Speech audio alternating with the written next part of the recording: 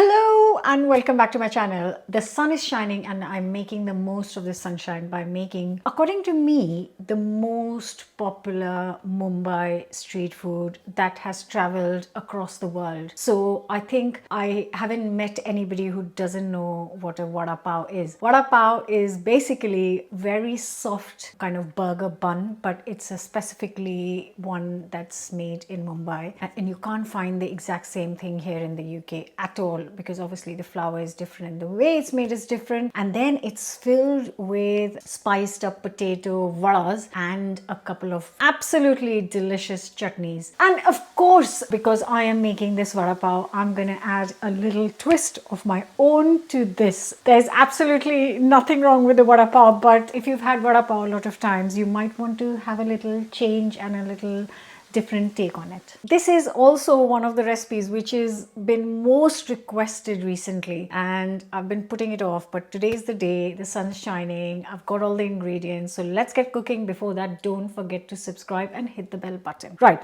so first I'm going to do is start by boiling the potatoes, and while the potatoes are boiling, I'm going to prepare the chutney so that it comes together quickly. So you basically only need like 3 to 4 potatoes. I'm using red ones because they're perfect all-rounders. You must know that by now. They're grown locally, so I love them, and they're great for all kinds of Indian cooking. So I'm going to peel them, cut them into small pieces, and then boil them until they are soft and ready.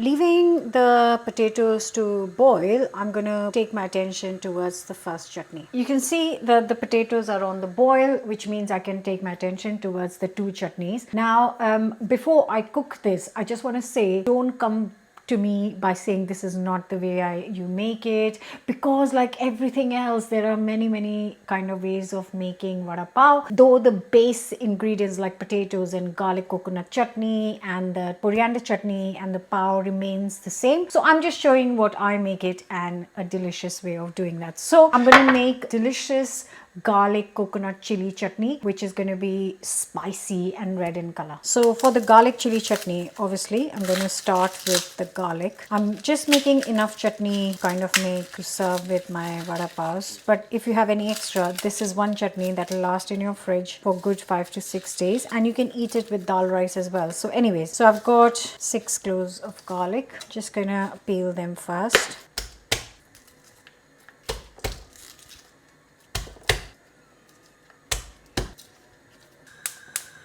And now I am going to dry roast this.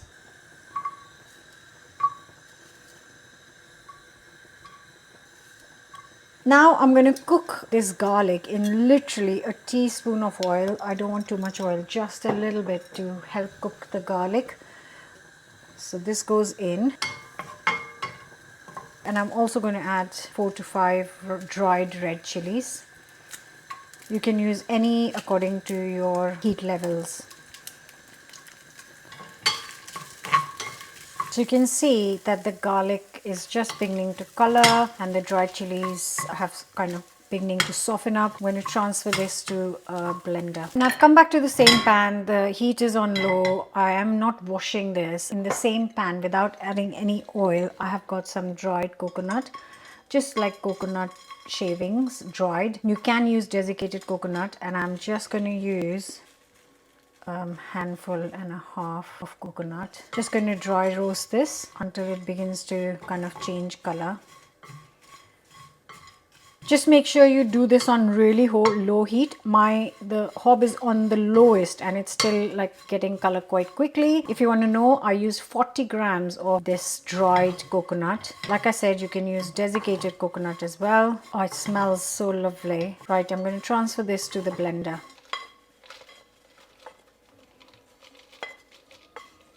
I was in half a teaspoon of salt, and I'm going to blitz this until it's a coarse mix, coarse chutney.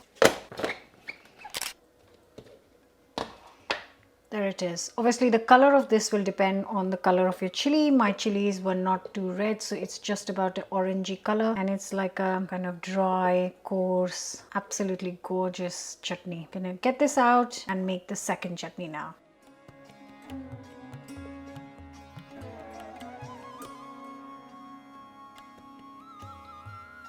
Just want to say an addition I'm going to make to this vada pav, which is absolutely not traditional at all. I have never seen it served like this in the many years I lived in Mumbai, but this is my addition. It's something that I love eating, so I'm going to add it to the vada pav. So what I'm going to do is just take a couple of onions, thinly slice it and cook it on low medium heat. While our chutneys are getting ready, this is going to fry in a pan slowly, nicely golden caramelizing. So just a nice hot pan and a little bit of sunflower oil just for shallow frying. Don't worry if it's more than you need, because we're going to strain it, so it doesn't matter if it's a little bit more. And once it's hot, add the onions and cook for a good 10-15 minutes.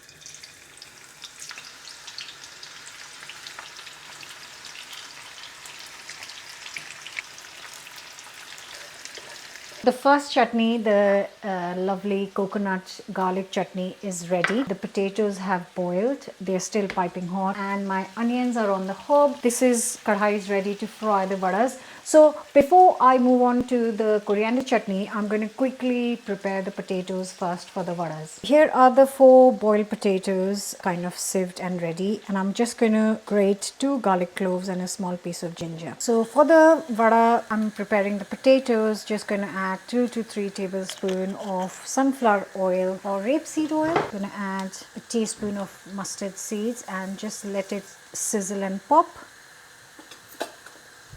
Some nice fresh curry leaves, some grated ginger garlic. Gonna lower the heat.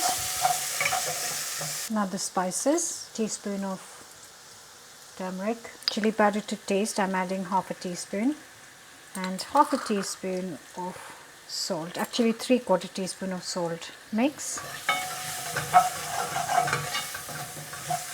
Now add the potatoes, and now a good mix. So they need to be really cooked and boiled so that they are soft enough to be able to mash.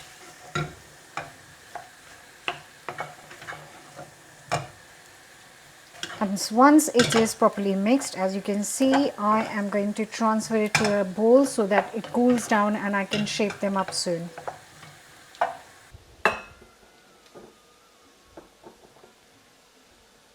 Now I have to leave it to cool down till it's cool enough to handle. I can do it, but I wouldn't suggest. It is very hot, so I'll give it 10 minutes. And in the meantime, our onions are cooking away very nicely. I'm just gonna give this mess a good clean and then move on to my coriander chutney.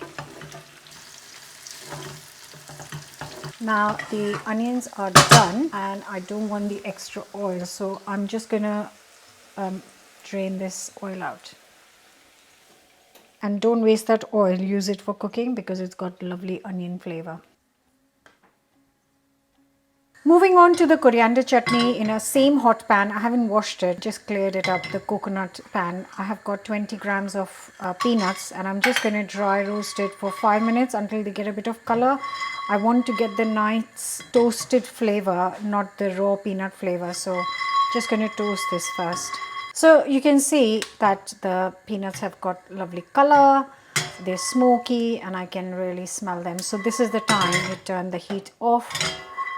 So for the coriander mint chutney, I have got here 10 grams of just the leaves. I've just weighed the leaves for you, so it's like a handful. And always, if you take one portion of mint leaves, just use double the amount of coriander. So there goes mint. And I am using 8 to 10 fresh curry leaves. This is completely optional. Because I've got some at home, I'm using them. If you don't have it, this is not an important part. But if you have it, add it. It adds more flavor.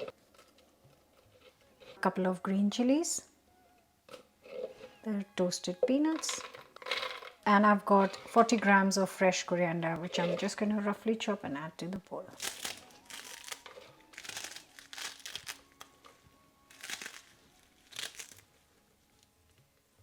juice of 1 lemon,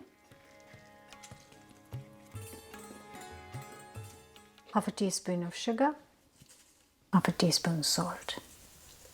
And I'm going to give it a good mix. But before that, I'm going to add a tablespoon of water.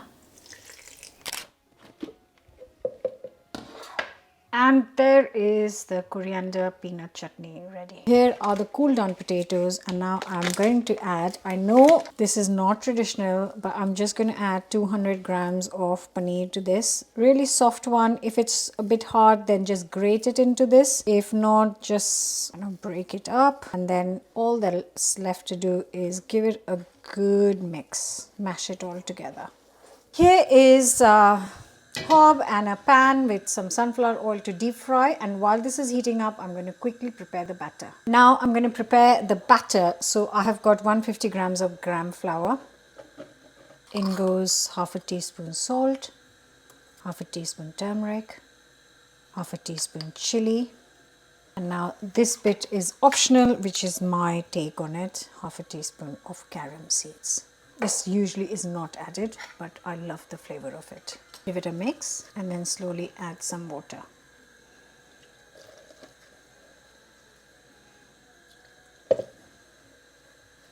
You want the consistency to be like thick pancakes.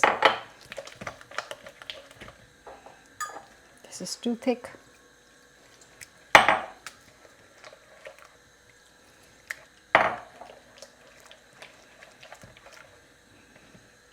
So there's a total of just under 200 ml of water. So it should be able to coat the vadas, but not too thick. And now I'll shape the vadas. And now I can shape the vadas. Don't want them too big, like more of a lime size. And then all that's left to do is dip the vadas into the batter, and it goes.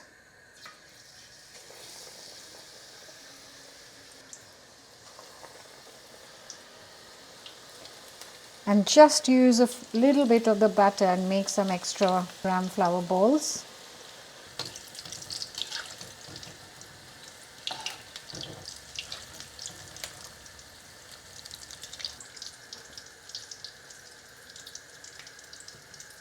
Just going to get these little bits out first.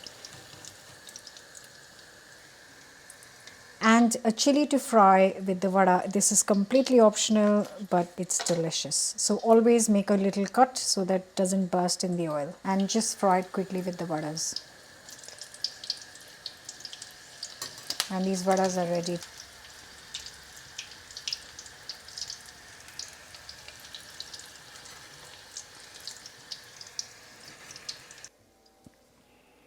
And for the pav, I managed to find these little baby brioche buns, but you can use just any kind of burger buns that you can get your hands on, basically.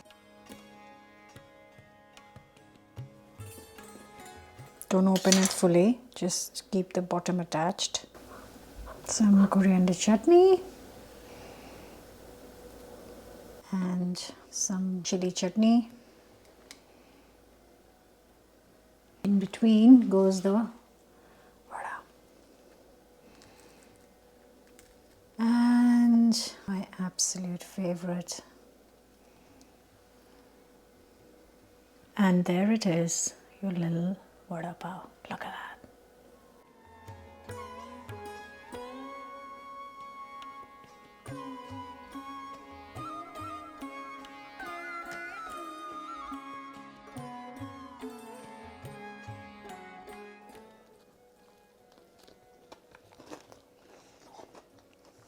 That is absolutely ridiculously delicious. Ridiculous. That garlic chutney with the coconut and that peanut coriander chutney, all the flavors, it's like an explosion in your mouth. Absolutely insane. And those fried onions, wow. Please do give this a go and let me know what you think of this. This is one of my favorite things to eat. Just let me know your thoughts on it. Don't forget to subscribe, and I'll be back with another recipe very soon. God, this is wow.